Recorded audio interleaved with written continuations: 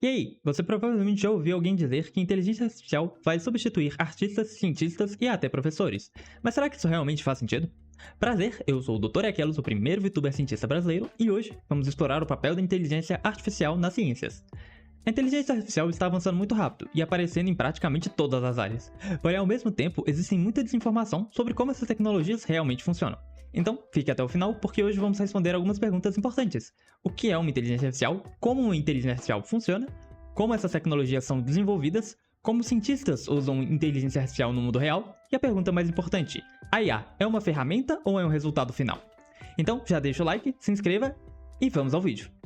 Antes de discutir o uso da IA nas ciências, precisamos esclarecer uma coisa muito importante. Inteligência artificial não é uma consciência, também não é um cérebro digital e nem uma entidade pensante. A maioria dos sistemas de IA são modelos matemáticos extremamente sofisticados, capazes de identificar padrões em grandes quantidades de dados. Para entender como isso é feito, é preciso entender primeiro dois conceitos: Machine Learning, que é o aprendizado de máquina, e Deep Learning, que é o aprendizado profundo. Aprendizado de máquina envolve a criação de modelos treinando um algoritmo para fazer previsões, ou tomar decisões com base em dados, o que envolve uma ampla gama de técnicas que permitem que os computadores aprendam com os dados e façam conclusões com base neles, sem serem explicitamente programados para tarefas específicas. Já o aprendizado profundo é um subconjunto da aprendizagem de máquina que utiliza redes neurais com multicamadas, camadas de redes neurais profundas que simulam mais de perto o complexo poder de tomada de decisão do cérebro humano. Ou seja, a IA aprende padrões matemáticos a partir de dados e utiliza esses padrões para fazer previsões ou classificações. Esses são exemplos simples, dá para imaginar o quão complexo isso pode ficar quando a gente lida com um grande volume de dados e redes neurais mais complexas. Então, aqui nesse exemplo, a gente tem os dados brutos vão ser nossas frutas, que passam por uma interpretação e um algoritmo que aprende, entre aspas, a detectar características em comum de cada fruta, para então fazer a identificação do que é uma banana e do que é uma maçã e como elas diferem visualmente. Nesse outro exemplo, a gente tem a imagem desse polvo, que são analisados em várias camadas para essa rede neural a fim de interpretar cada característica que faz essa imagem o polvo. Então, ele analisa a camada de entrada, então a cor, a tonalidade, textura, vai para outras camadas mais profundas, camadas ocultas, então ele interpreta a cor, o que são olhos, o que é um rosto, o que compõe e como essas redes neurais interagem também. E no fim a rede entende o que é a imagem, né? Que é o desenho de um polvo fofo azul. Tá, mas como que é feito o desenvolvimento dessa IA, né? Então, para criar um sistema de inteligência artificial, envolve várias etapas importantes. A primeira delas é a coleta e o preparo dos dados. Esses dados podem vir de bancos de dados, sensores, imagens, textos, resultados, enfim, de várias formas. Após essa coleta, existe a preparação desses dados, onde eles vão ser organizados em dados estruturados ou não. Alguns exemplos de dados estruturados são nomes, datas, números, eles são dados estruturados. Eles já são formatados. Agora, áudios, imagens, fotos são dados não estruturados.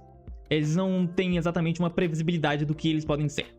Depois vem a criação e seleção do algoritmo, ou quais são as instruções que a IA vai seguir, podendo ser um algoritmo de previsão, classificação, agrupamento, decisão ou de rede neural. Em seguida, acontece o treinamento do algoritmo, onde é visto se o modelo realmente funciona com os dados que foram selecionados. E só depois disso ele pode ser aplicado e monitorado em situações reais. Em projetos científicos, a maior parte do trabalho não está necessariamente no algoritmo, mas na organização e na qualidade desses dados. Um dos avanços mais importantes que teve na inteligência artificial moderna aconteceu em 2017, com um artigo chamado Attention is All You Need, que apresentou uma nova arquitetura chamada Transformer. Essa arquitetura utiliza um mecanismo chamado Attention, que permite que o modelo identifique relações entre diferentes partes de um conjunto de dados, fazendo isso de forma ampla, olhando todas as palavras e dando algo como um peso ou um valor de importância para cada palavra. Um exemplo seria a seguinte frase: o cachorro persegue o gato porque ele foge. Então vamos pensar nessa matriz e essa relação de cada palavra tem com outra.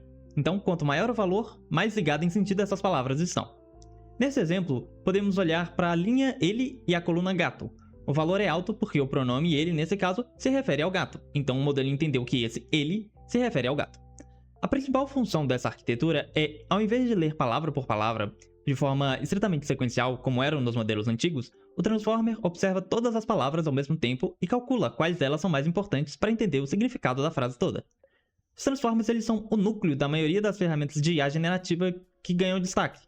incluindo o ChatGPT, Copilot, BART, Midjourney e por aí vai. Grande parte das IAs modernas que a gente vê hoje são baseadas nessa arquitetura. E agora chegamos a um ponto extremamente importante para entender o papel da IA na ciência: a diferença entre a ferramenta e o resultado científico. Na ciência, ferramentas são tecnologias que permitem que pesquisadores observem, analisem ou meçam fenômenos. Então, por exemplo, microscópios, telescópios, eles são ferramentas, né? O microscópio ele não faz a descoberta, o microscópio ele permite que cientistas observem o mundo em uma escala pequena. Resultados científicos são o fruto das análises e das considerações e observações dos dados obtidos através do método científico, o que acaba resultando em uma pesquisa científica, normalmente na forma de um artigo. A inteligência artificial ela pode funcionar exatamente como uma ferramenta para auxiliar na coleta de dados, no reconhecimento de padrões, entre outras.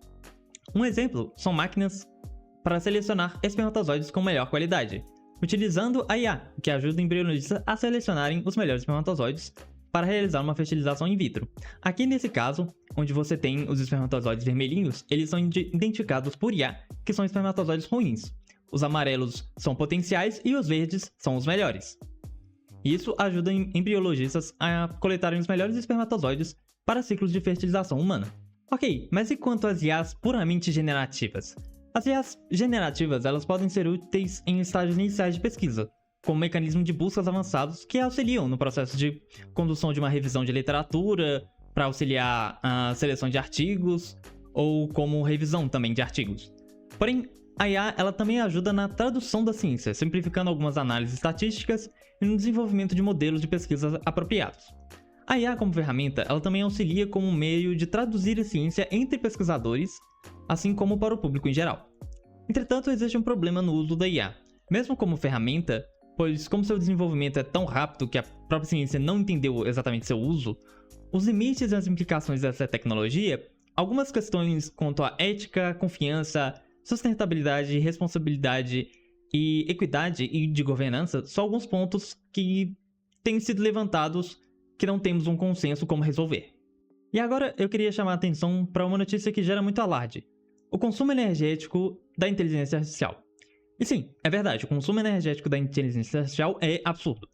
Segundo uma matéria do próprio MIT, em 2024, centros de dados dos Estados Unidos consumiram perto de 200 terawatt-hora de eletricidade, ou seria o suficiente para abastecer a Tailândia por um ano. E os servidores específicos de IA nesses centros de dados tinham consumido entre 53 e 76 terawatts-hora de eletricidade. No limite superior, isso seria o suficiente para abastecer mais de 7,2 milhões de residências dos Estados Unidos por um ano. Mas existe um detalhe importante: os usuários individuais comuns não são exatamente os responsáveis por toda essa demanda energética. Grande parte dela provavelmente se destina a startups e gigantes da tecnologia, que testam seus modelos, e já podemos ver isso no dia a dia, pois a IA está sendo integrada até mesmo quando não queremos. Um exemplo, o próprio Google, que ele mesmo já tem o modo de IA, e quando você faz alguma pesquisa, ele já direciona você imediatamente a uma resposta de IA do Gemini. Então, a real responsabilidade está nessas empresas, na forma como elas se desenvolvem e como elas buscam desenvolver as suas IAs. Então, o que podemos concluir sobre inteligência artificial na ciência? A IA é uma das ferramentas científicas mais poderosas já desenvolvidas. A inteligência artificial amplia nossa capacidade de analisar sistemas complexos e grandes volumes de dados. Mas ela continua sendo exatamente isso, uma ferramenta. Como qualquer ferramenta científica, seu valor depende exatamente de como vamos utilizá-la. Se você gostou do vídeo, deixa o like e compartilhe. Isso ajuda muito o canal a continuar produzindo conteúdo científico. E se você tiver sugestões de temas ou perguntas, deixa aqui nos comentários. Foi um prazer compartilhar esse conhecimento com vocês. Abraço científico do Doutor e até o próximo vídeo.